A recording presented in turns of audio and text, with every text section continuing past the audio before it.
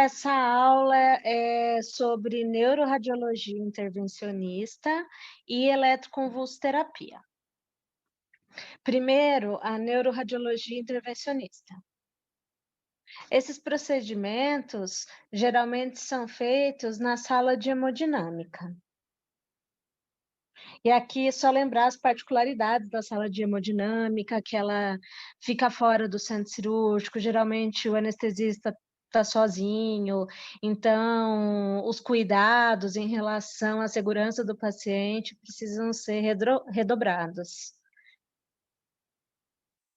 A definição de neuroradiologia intervencionista é o tratamento por acesso endovascular com o propósito de administrar drogas ou utilizar dispositivos. E esses procedimentos, eles podem ser classificados em procedimentos de fechamento ou oclusão, que são as embolizações de aneurismas, de malformações arteriovenosas e de fístulas cerebrais. Geralmente também é feita a embolização pré-operatória de tumores vascularizados, como os meningiomas. E outro tipo de procedimento são os procedimentos de abertura, que são feitos para tratamento de vasoespasmo ou de estenose, por angioplastia e colocação de stent. Também trombólise química e trombólise mecânica em casos de acidentes vasculares encefálicos. É utilizada uma tecnologia avançada de imagem, é necessária fluoroscopia de alta resolução e angiografia por subtração digital de alta velocidade, que é o DSA. É utilizada uma técnica chamada de road mapping, que é utilizada para facilitar a colocação dos catéteres superseletivos na circulação distal. É injetado um bolos de contraste na circulação a partir do catéter para se obter uma imagem da anatomia vascular. O computador vai sobrepor essa imagem sobre a imagem da fluoroscopia com a subtração das estruturas ósseas, para que os radiologistas possam ver o progresso do microcatéter radiopaco. E essa técnica, para ser de boa qualidade, ela vai depender da imobilidade do paciente. Então, aqui um exemplo do road mapping.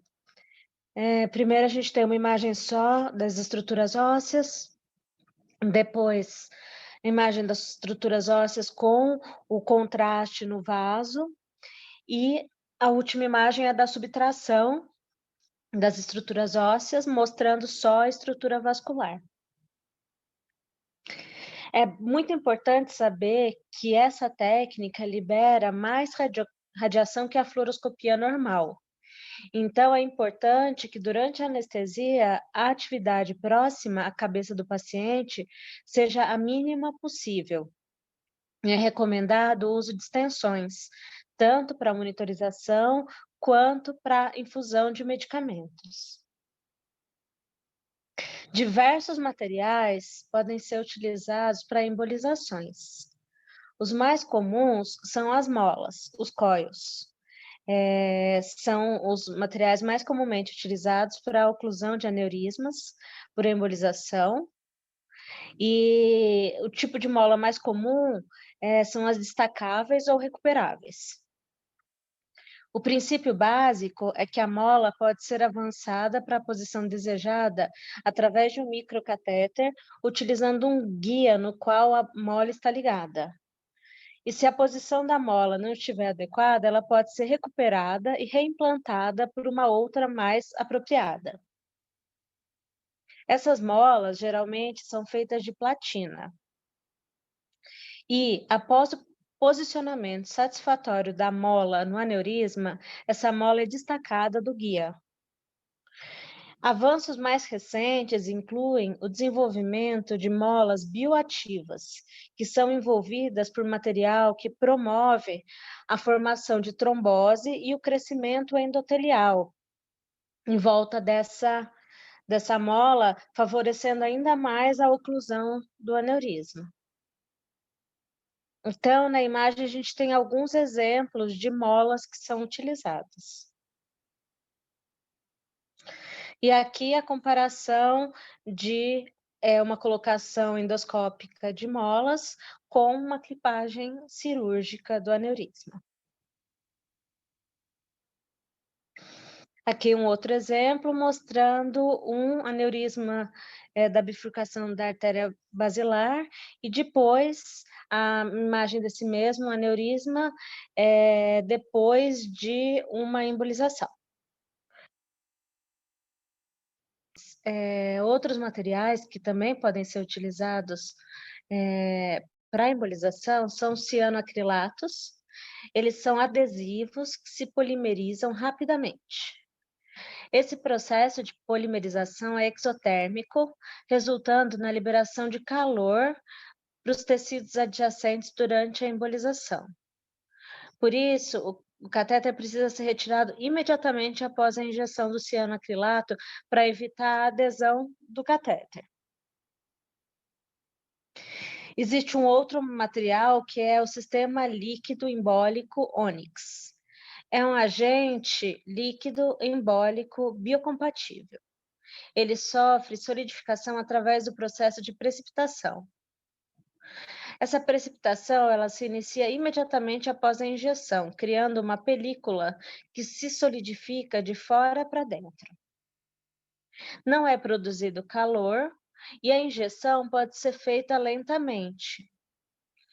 E ele tem como vantagens a capacidade de atingir locais anatomicamente difíceis, a capacidade de atingir diversos vasos em uma única injeção e o controle preciso da administração do material.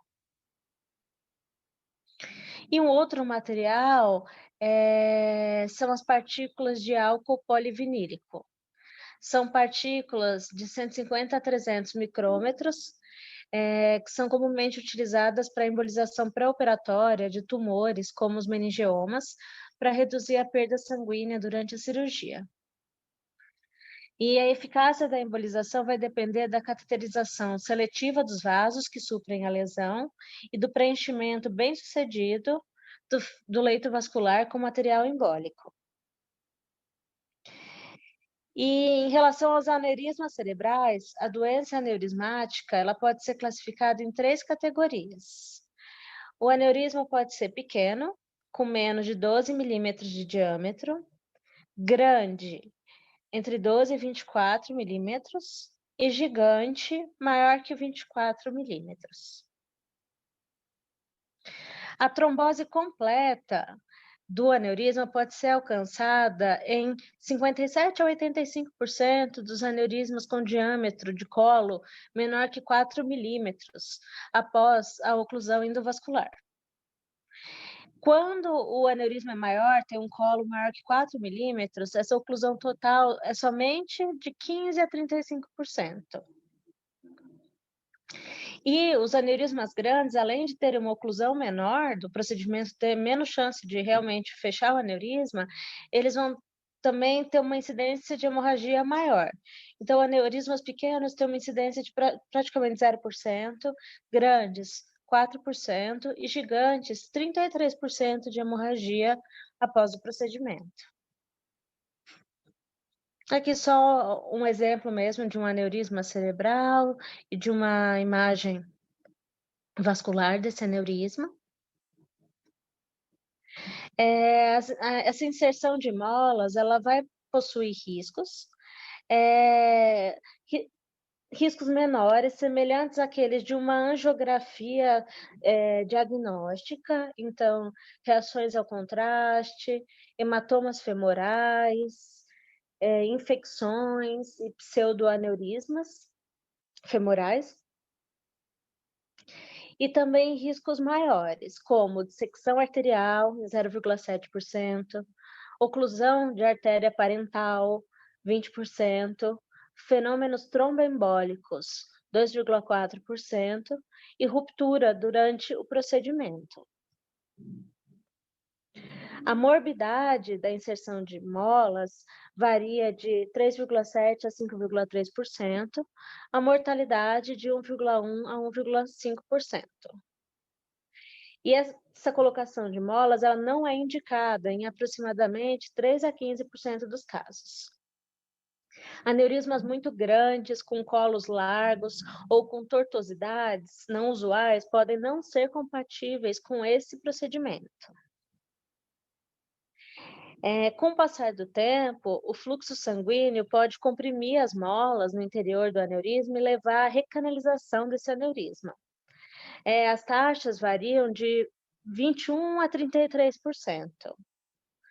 E o risco de hemorragia com a recanalização da mola é maior que após a clipagem confirmada do aneurisma, se foi feito por uma técnica cirúrgica aberta.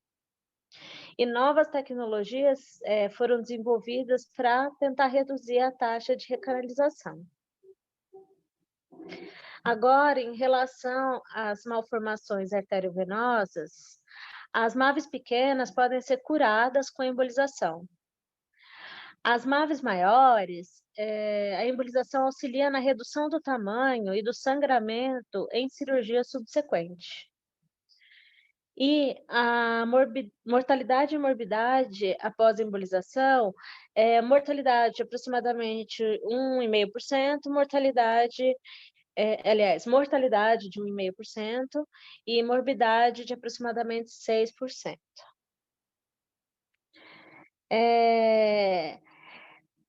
No manejo das malformações arteriovenosas, a embolização da veia de drenagem com cola pode levar à obstrução venosa e também embolização para os pulmões. Dá-se preferência pela anestesia geral, por causa da imobilidade e melhor visualização. Como usa aquela técnica de subtração de imagem, a fluoroscopia, tudo, geralmente o paciente tem que estar realmente parado. Algumas vezes que eu já fiz esse tipo de procedimento, o neurocirurgião ou o neuroradiologista intervencionista, que pode ser um radiologista também, pediu anestesia geral. Agora, quando é diagnóstico, uma arteriografia, às vezes eles fazem com anestesia local mesmo. A hipotensão controlada pode ser necessária para reduzir o fluxo sanguíneo através da MAV. Após o procedimento, a restauração abrupta da pressão arterial sistêmica normal para um leito vascular cronicamente mal perfundido pode sobrecarregar a capacidade de autorregulação, resultando em hemorragia e edema cerebral. A mesma coisa que acontece nas cirurgias também para MAVs. É importante manter a PA do paciente de 15 a 20% abaixo do nível basal após o procedimento. Aqui o exemplo de uma malformação arteriovenosa. Existe um teste chamado teste de oclusão da carótida, que é utilizado para examinar a adequação da circulação colateral antes da decisão por ocluir a carótida, o que pode ser necessário antes da ressecção de tumores ou de grandes cirurgias do pescoço ou da base do crânio.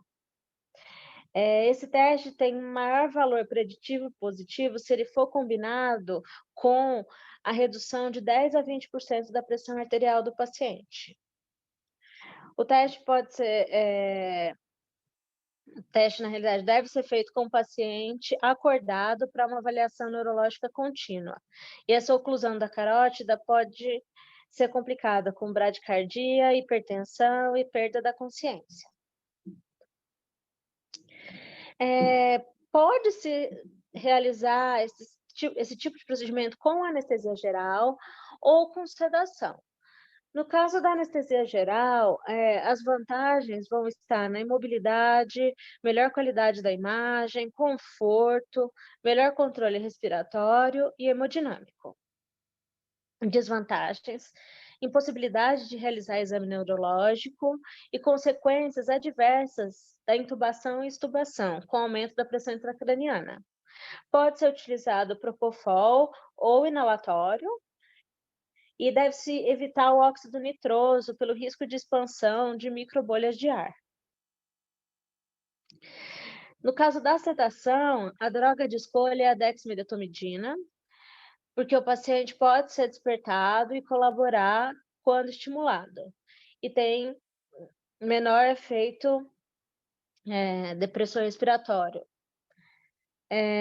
Como vantagens, a gente vai ter o exame neurológico possível e ausência de alterações relacionadas à intubação. Desvantagens é que a via aérea não vai estar protegida, o paciente pode apresentar movimentos súbitos, e isso e ele não está com a via aérea controlada, não está sob anestesia geral, pode levar a um atraso no manejo de emergências neurológicas. Na manutenção da anestesia, a hipertensão deliberada pode ser necessária em procedimentos para oclusão de vasos cerebrais ou vasoespasmo. E a hipotensão também pode ser necessária para reduzir o fluxo sanguíneo arterial antes da injeção de cola em uma MAVE. Volumes significativos de contraste e de solução heparinizada são utilizados, e pode ser necessária a administração de diuréticos como manitol e furosemida no intraoperatório. Existe o risco de hipotermia e é necessário medidas para a manutenção da temperatura do paciente, e como a gente sabe, a sala de hemodinâmica é uma sala muito gelada. Existe o risco de complicações hemorrágicas, elas geralmente são acompanhadas de uma elevação abrupta da PA. É importante a reversão imediata da heparina com protamina nesses casos, redução da pressão arterial do paciente, aí tomando-se cuidado também para manter uma pressão de perfusão cerebral, preenchimento desse defeito com molas e uma craniotomia de emergência em caso de falha do tratamento com as molas. Podem ocorrer complicações oclusivas. Se ocorrer oclusão de vaso, deve-se elevar a PA para manter uma pressão de perfusão cerebral e manter a normocarbia. E no caso do vasoespasmo, entre outros tratamentos, vai estar a hipertensão induzida e a angioplastia. O paciente pode apresentar reações ao contraste. O contraste mais utilizado é o não iônico, com osmolaridade de 672 miliosmols por quilo. Reações fatais ocorrem em uma a cada 10.000 exposições. Pode acontecer por hipertonicidade, depressão cardíaca direta, reações anafilactoides e idiosincráticas. Também pode acontecer a nefropatia por contraste, ocorre em 12% dos pacientes. Como fatores de risco, a gente tem diabetes, altas doses de contraste, hipovolemia, medicamentos nefrotóxicos e doença renal prévia. E a prevenção está em manter a volemia do paciente, ele precisa estar bem hidratado. E o uso de bicarbonato para alcalinizar o fluido tubular é controverso. Na verdade, qualquer outra medida que não seja a manutenção da normovolemia é controversa. Cuidados pós-operatórios. No caso da oclusão de MAVES, deve-se manter uma hipotensão discreta por 24 horas para evitar que aquele fluxo sanguíneo de pressão normal numa MAVE, que antes era hipoperfundida, leve a edema, leve a hipertensão intracraniana e a sangramento. Se é feita se ocorre, na realidade, alguma oclusão de vaso, deve-se manter o paciente hipertenso, 20 a 30% acima do basal, e é importante a profilaxia de náuseas e vômitos pós-operatórios. Agora, um pouco sobre a eletroconvulsoterapia. A eletroconvulsoterapia é a aplicação transcutânea de pequenos estímulos elétricos no cérebro para o tratamento de alguns distúrbios psiquiátricos, como a depressão maior. Esse procedimento ele é realizado com anestesia geral A presença do anestesiologista é mandatória. O paciente precisa estar monitorizado com pressão arterial, cardioscopia, oximetria. Os medicamentos que ele usa precisam ser revisados com o psiquiatra, porque existem diversas interações medicamentosas, existem diversas drogas que interagem com os nossos medicamentos e que podem também atrapalhar a eletroconvulsoterapia. Deve-se evitar o uso dos benzodiazepínicos. A introdução da anestesia foi muito importante, porque ela consegue impedir a atividade motora tônico-clônica e reduzir o trauma fisiológico associado com as contrações tetânicas não controladas. Então, o paciente ele vai ter uma convulsão, mas ele não vai manifestar fisicamente essa convulsão por conta do uso do bloqueador neuromuscular. O que é mais comumente utilizado é a succinilcolina, mas a gente sabe que ela está associada com efeitos colaterais em diversos tipos de pacientes. E o Doutora, rocurônio, eu além do benzodiazepínico, tem alguma outra droga anestésica que tem que ser evitada nesse tipo de intervenção? Então, das que a gente usa, aparentemente não, assim, é uma anestesia bem básica mesmo.